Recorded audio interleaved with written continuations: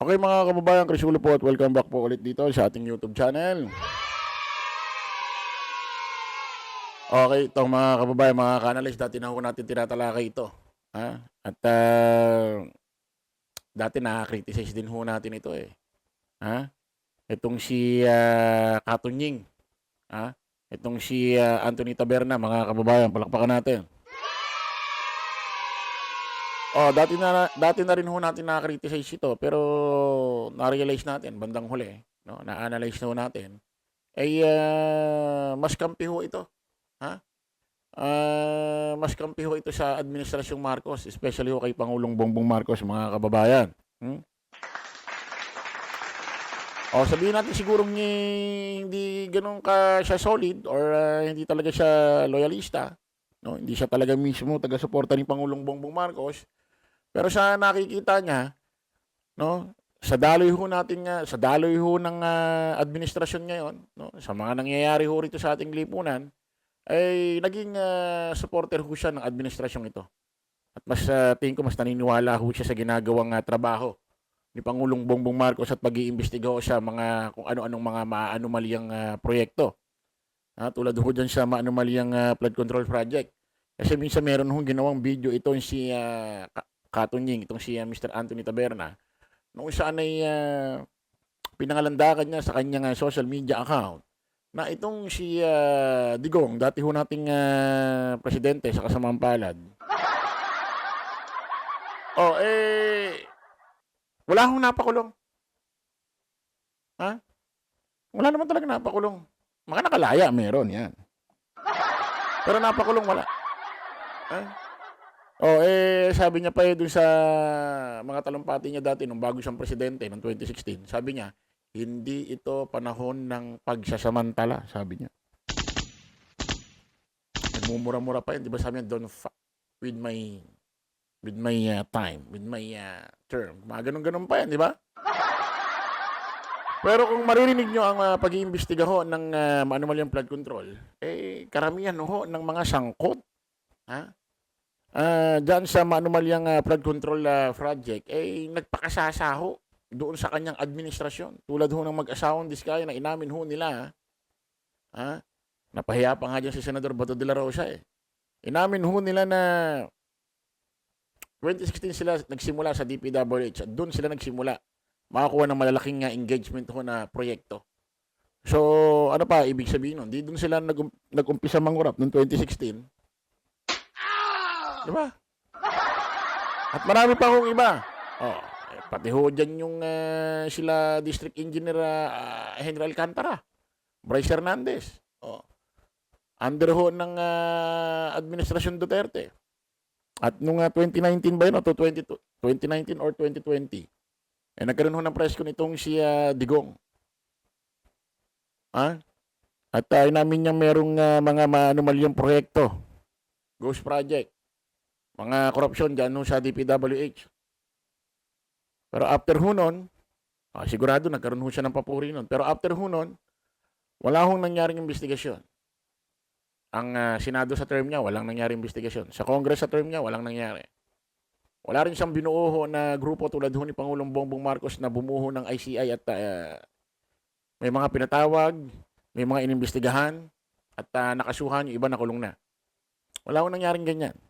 So, tama yung sinasabi ho ni Katunying. Sa panahon ho ng Duterte admin, wala. Walang nakulong. At binatikos na rin ho ito si VP Inday Sara Duterte. Na kung saan ay mura dito, mura doon at ang pangit ng ginagawang mga pinaikitang karakter. Pananalita dito sa ating lipunan, parang hindi ho pangalawang vice presidente. O ngayon ito mga kababayan, eto, viral trending ho kasi ilang araw na ho itong si Senador Marcoleta. Nung nakarang taon ho, nagkaroon ho ng debate ito kay Commodore spokesperson ho ng Philippine Coast Guard na si Jay Tariela. Nagkaroon sila ng debate, di ba, sa Senate? Kasi nagkaroon ho ng post itong si Tariela na ito raw ang West Philippine Sea, hindi ho katang-isip. Binanggit ho yan ni Marcoleta doon sa Senate. Binanggit niya ho kay Tariela yung post. Parang feeling niya, siya raw pinatatamaan. Nagkaroon mo ng palusot si Jake at Tariela na kung saan ipinost niya lang naman daw yung binanggit ni Pangulong Bongbong Marcos doon sa kanyang zona. So, debate sila. Talo sila. Durog si Marcoleta eh. Ha? Durog eh. Hindi ini-expect na nirepost lang pala ni Tariela yung sinabi ni Pangulong Bongbong sa zona. Zona pa ito si Marcoleta. Then, nakalipas siyang mga ilang buwan. Ito naman si Marcoleta, mga kababayan, ay inaalam. Inaalam mga kababayan, mga ka-analyze, kung hanggang saan ang boundary. Boundary ng West Philippine Sea. Nung nakaraan, inaalam niya kung saan daw ang boundary. Ay sabi ko nga, ano ba, guhitan natin? Inaalam niya. Ngayon, ito naman nakaraan, yung group kalayaan ay i-give up na lang daw natin.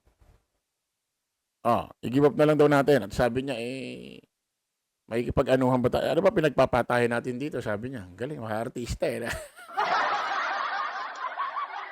Kalayaan Group of Island pala, sorry. Ano ba pinagpapatayan natin dito? Kung ganyan, ganito, ganyan. I-give up na lang natin. I-give up nyo na, sabi ni Marcoleta. Ngayon, nag-barrel trending ho yan. Dami yung nagalit eh. Kumbaga, bilang mamamayang Pilipino, ang sakit sa tenga eh. Na-misquote daw yun. Kumbaga, na-misquote or hindi lang daw naintindihan. Wala naman daw siya sinasabing pamigay. Wala sinasabing pamigay. Kaso nga lang mga kababayan, pagka pinakinggan ho yun ng simpleng mamamayang Pilipino, pag sinabi, i-give up muna. Ano ba ibig sabihin ng i-give up? I-give up. Di ibig sabihin sukuan. Pag sinabing sukuan, ano nasunod doon? Hinayaan na. Diba? Pag sinabing hinayaan na, ano nasunod doon? Nilet go. Lalabas nga, parang pinamigay mo na. Diba? Ano pa ba ang dapat pwedeng maintindihan ng simpleng tao sa ganung salita mo na i-give up nyo na yan? Ano pa ba maintindihan? Ginagamitan niya ho kasi ng talino kasi abogado ho ito. Ang problema, hindi naman ho lahat ng nakakapakinig sa kanya, abogado.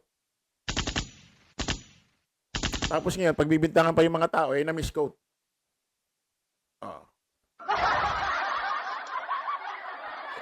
Kumbaga, isisisi pa sa'yo.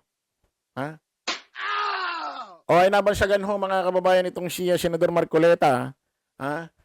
At itong si Senador Alan Peter Cayetano na Chinador. Pinagsamang Tridor at China. Ang nakakapagtaka dito mga kababayan, itong si Senador Alan Peter Cayetano, binansagahan hong 10K boy. Kasi nangako ho ito na 10,000 bawat pamilya dati. Ito naman ho si Senador Marcoleta, nabansagan 2K boy. Bakit? Nung nakarang halalan ho, sabi niya pag nanalo siya, gagawa siya ng paraan para 2,000 pababa, bill ng kuryente sa isang pamilya, sa isang tahanan. Pag ang bill mo 2,000 pababa, libre na. Isipin mo, pareha sila, no? 10K boy, tsaka 2K boy. Nako mga kababayan, alam nyo naman ho itong si Senador Marcoleta. Si Senador Marcoleta, miyembro ho ng INC. Itong si Katonying, Anthony Taberna, alam ko, INC rin ito. Pero mukhang inilabas, sinet aside muna ho ni Katonying Anthony Taberna ang pagiging INC niya rito kay Marcoleta. Binanatan. Diyan ho sa programa ng 2x2. Kasama niya ho itong siya, ito lagi ko nakakalimutan pangalan nito eh. Si Borja ba to? Pakilagay na nga rin niya sa comment section. Nakakalimutan ko lagi na yun ito. Pakinggan natin mga kababayan . Traidor to eh. May mga ganon. Oh, traidor, Chinador to eh. Chinador daw, parang ganon. Ganon? Merong ganon? Oh, Chinador? Chinador daw. At ibig sabihin siya ay makapili para senador sa na China. Oo. Maka-China. Tapos, ito namang iba na nagsasabing, ano ba masama sa sinabi ni Marcoleta? May ganon. Tapos, ito medyo nagpapaliwanag si Senator Marcoleta rito na taken out of context daw. Yung binanggit niya na Sinabi i-give niya. up na yung KIG, yung Kalayaan Island Group. Pinanood ko tuloy ng buo eh. Yung pinadala ni Jen Subarjaga. Sabi ko, saan parte kaya dito yung out of context? Oo nga. Dapat ipaliwanag ni Senator Marcoleta yun kasi Kadante. kapag yung tayo periodista, kumbaga journalist na tayo, medyo ano ba talaga Malinaw ano ba talaga ang bahagi doon ng out of Out of context? context. Kumbaga journalist na tayo, medyo ano ba talaga Malinaw ano ba talaga ang bahagi doon ng out of context? Ayan, mga kababayan, ha. Dan ho sa 2x2, ha. Masasabi kaya natin binanatan hindi naman banat na literal. Ibig sabihin binanatan, kumbaga, medyo pinitik sa pagbabalita. Ang problema kasi rito kay Marcoleta, kapag meron ho siyang viral trending, pag meron siya sinabi, nag-viral trending, kapag ho yung naging resulta ay negatibo sa taong bayan, pinalulusutan. Sabi niya kasi pamigay na lang yung i-give up na lang natin. I-give up yung group Kalayaan Island. Misquote daw, out context daw. Isisisi pa dun sa mga tao. Isisisi pa. Ang maniniwala lang naman dyan, makikisakay lang naman dyan, mga DDS. Wala silang ibang pwedeng gawin kundi tanggapin Wala silang pwedeng tanggapin wala silang pwedeng gawin kundi tanggapin. Pero ako naniniwala ako, may mga tahimik na DDS na pagdating sa ganitong issue, against na. Pero hindi na lang nila pinapahalata, mga kababayan. Narinig mo, Senador Marcoleta? Itong si Katunying Taberna, na ano raw ba yung out of context dito? Journalist na sila, mamamahayag na sila. Ano pa ba yung ibig mo sabihing out of context dito?